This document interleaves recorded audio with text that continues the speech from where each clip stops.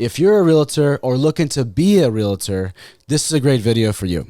We go over strategies and techniques that Jo used to sell $5.2 million worth her first year part-time. Today, we have the pleasure of speaking with Jo, who I had the pleasure of knowing for about a year now, and she sold $5.2 million worth part-time. So I really think this would be valuable for all those new agents out there. All right, so first off, Jo, what made you become a real estate agent? Well, I am from Ohio. So I've lived in Arizona for 5 years. And when I used to come to visit, I would go to open houses all the time. Yeah. And then when I moved here, I would continue to go to open houses all the time. And probably about 2 years ago, I was at an open house with my parents because they moved here too, and I would drag them with me to these open houses. And about 2 years ago, I was at an open house and I thought, I'm always at these open houses and I love the architecture and the floor plans of Arizona real estate. And so I just thought, why don't I host these open houses instead of just visit them? From going to the open houses to getting your license, how long did that process take you? Well, I chose an online class, so everything was online, and they give you a year. So from the time that you enroll in the class, you have a year to complete it. And I ended up using that whole entire year, which I didn't plan on doing that. I was going to knock it out in 6 months, but I have a full-time job. And I also was doing some contract work on the side in addition to my full-time job during that year. So it ended up taking me that whole entire year to finish the course. Well, I think that's important for people to hear. It's like you didn't just have nothing going on. You had a whole ton of stuff going on. It took you a year to get it done, but you stayed committed to it and you still got it anyways. Absolutely. And they make it easy. The online course is easy because you can chip away at it at your convenience in your time frame. Yeah, I think that's a lot better than going in. I mean, if you have the luxury of going in person, it's great because I feel like you could learn a little bit more. It's a little bit more serious. But I think for people like us that have like full-time jobs, right, it's a lot easier to piece it together. Yes, for sure. And so I guess that leads into the next question. But are you full-time or part-time in real estate? Right now in real estate, I'm still part-time. So nice. I'm a registered nurse and I still have my full-time nursing job. How much volume did you sell your first year in real estate? 5.2 million. That's fantastic. So did you start, actively doing real estate right away after you were licensed, or did it take you a little while? Because I know you just passed your mark of getting your license, but when did you actually start, like actually chasing leads, doing open houses? When did you start that process? Immediately. Right away? Okay. Didn't waste any time there. No. So in the beginning of you being a realtor, what did that look like for you? I chose basically to do one open house a week. I started actually trying to do more than that. Like in my head, I'm going to do open houses during the week, like after work, like twilight open houses, and Friday, Saturday, Sunday, because I'm off on Fridays. But then I realized it just became too much to manage, and I didn't want it to get away from me like that. So I, at the end of the day, just committed to doing an open house on Saturdays from 11 to 2. And so that was my routine. I had my full-time schedule with my full-time job, and then doing the open houses on Saturdays from 11 to 2. And my family ended up knowing, like, that's my schedule. I knew that I was going to plan on that, and it was a perfect balance for me. All right, Jo, so walk us through what that looks like for you. Like a day is doing like an open house, the 1 day a week. What did that day look like for you? So I always like to be at my open house and ready to show a half hour before the open house is scheduled to start. I don't like to be rushed at the last minute. I've had a couple like that where I'm putting my signs out and it's going to start in 5 minutes, and that's just too much pressure, and I just don't like that. So I'll head to the open house. I'll put my signs out. Actually, what I've started doing is I have gone to the home first. Nice. Flip on all the lights, put out my brochures, and then I will lock up and go put my signs out. Because sometimes I've literally had people follow me from my signs to the house. And so put my signs out, get back to the house. And I usually, like I said, hold my open houses from 11 to 2. So it's 3 hours. It's enough time. It's not too much time. So after you hold your open house from 11 to 2, then what do you do after that? Are you usually following up with people for like an hour, 2 hours? Like, what does it look like after the open house is done? After the open house, sometimes while I'm still at the open house, I will do video thank yous and text those to my prospects that walked through the open house. And sometimes I will just wait till I get home and send everybody a text, thanking them for coming through the open house. And then I want to make sure that if I told them that I would send them some things to their email, I want to make sure I'm initiating that so it doesn't get away from me, because it will. That's basically fantastic. in a nutshell. That's awesome. Yeah. Yes. And so I think that's cool for people to hear, right? It's not like you're out there beating the streets for 6 days a week, right? You only had 1 day to give. And so even doing that 5.2 million, that was with 1 day a week. 1 day a week. Last year, what's some things that you would say you would do better this time? Definitely follow up. All right. For sure. For sure. Explain that for the audience. Well, by follow up, what do you mean? Well, I was going to open houses, and then I would get busy with my day-to-day life, and I would get busy with my full-time job, and I wouldn't follow up with my leads. And so, how did that work out? Well, it didn't. So I became licensed in February, and I sold my first home in July. It closed August 1st. And so it just doesn't make any sense to go do an open house if you're not going to do the follow-up.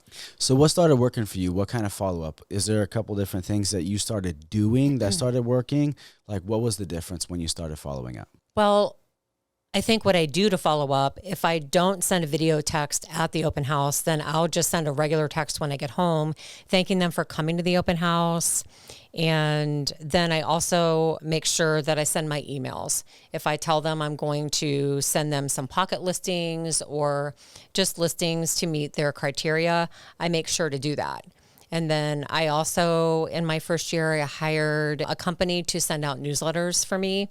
And so I make sure I get their email addresses immediately added to that list, sent to the company, so that my name is continuously in front of them. It's crazy how easy this is to say. Yes. And how hard it is to do all the time. Absolutely. Right? Absolutely. But also how much of a difference it made even in your business, right? Absolutely. Okay, so that brings up another really good point. In an open house, there's a lot of agents. They have a lot of people come through, but they never get their contact information, right? So what do you do to get their contact information? Well, first of all, I will say that I hate sign-in sheets. Like when Agreed. I used to frequent open houses and agents would ask me to sign in, I just feel like that's so impersonal. Yeah. And I don't even know if people really write in their correct information anyway. But being mentored by you gave me a great idea when I first started doing open houses with you. And that is this little book right here. This is my Randall book. Yes. And so it's just a notebook. Yeah. It's just a notebook, but I don't hover over people as they're going through the open house. But, when they walk in, I give them the MLS sheet. If I had a brochure made, I give them those two things. I do not give them my card yet. And I kind of let them walk through different parts of the house, and then I'll meet them at different parts of the house without like following them, and just kind of chatting with them about different things when I meet them at those certain points. And when I can tell that they're about ready to leave, I will ask them, or I will tell them, listen, I can sense through Russ Lyon, we have access to off-market listings.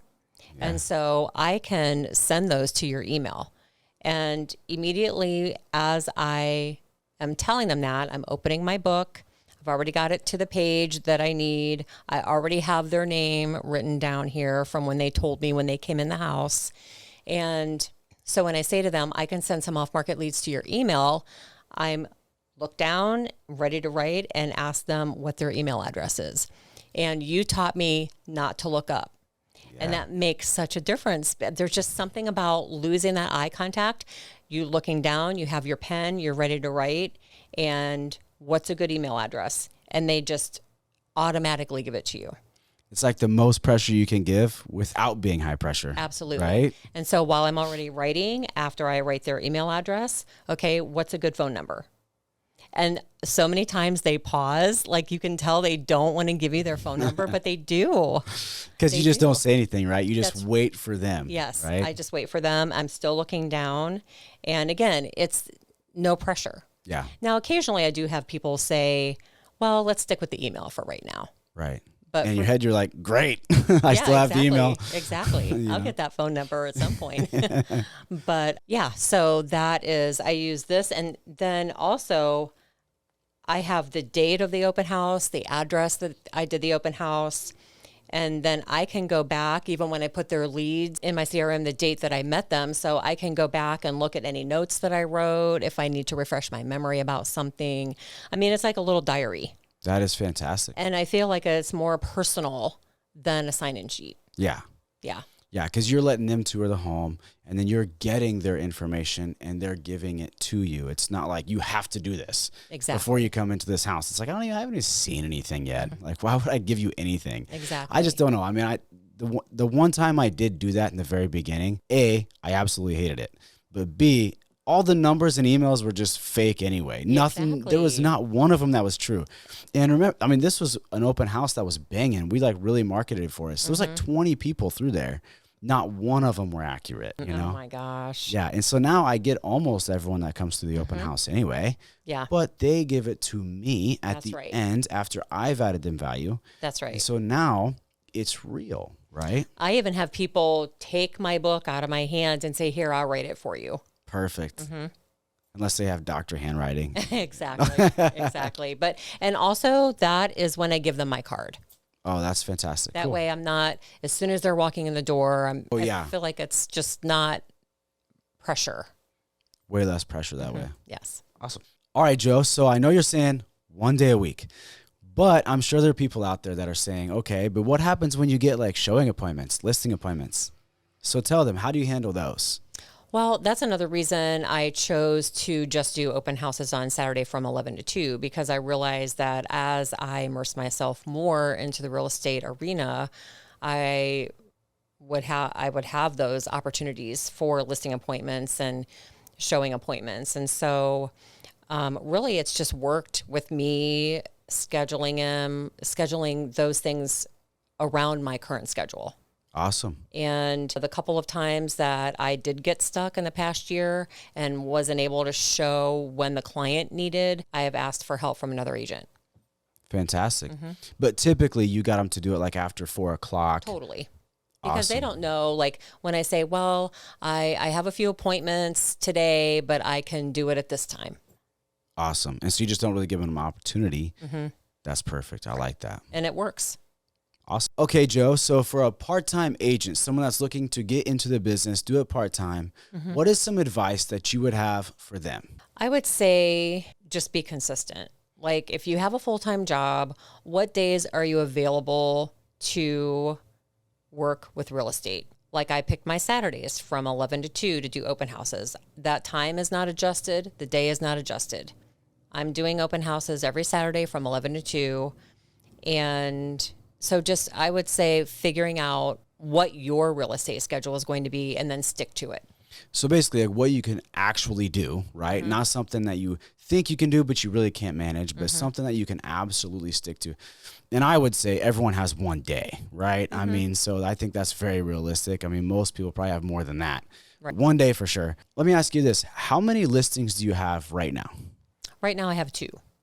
What price points are they at?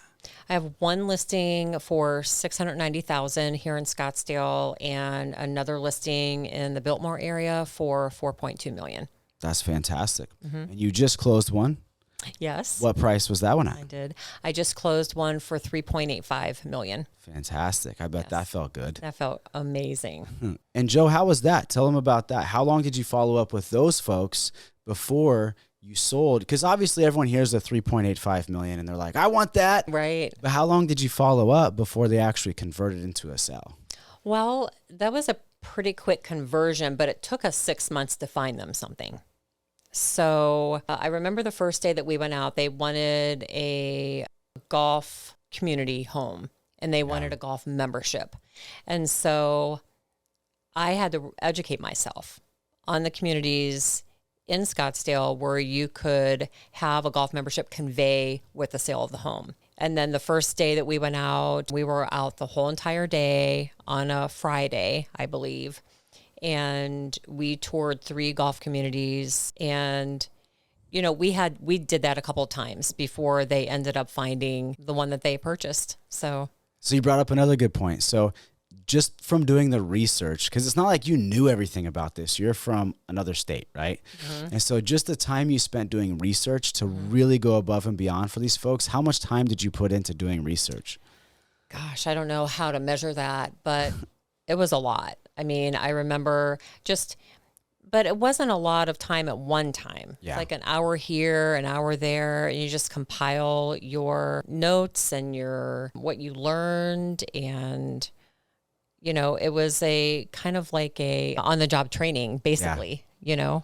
Yeah, I remember talking about it a lot because you actually enjoyed it, because it was also very, very helpful for you. You got so much more knowledge yourself. But I think that's really important for the audience to hear, right? You got a $3.85 million deal, but it's not like it just landed in your lap either. That's right. You were doing all of the right things. You were following up. You kept doing more and more research. You took them out a few different times to show them a lot of properties.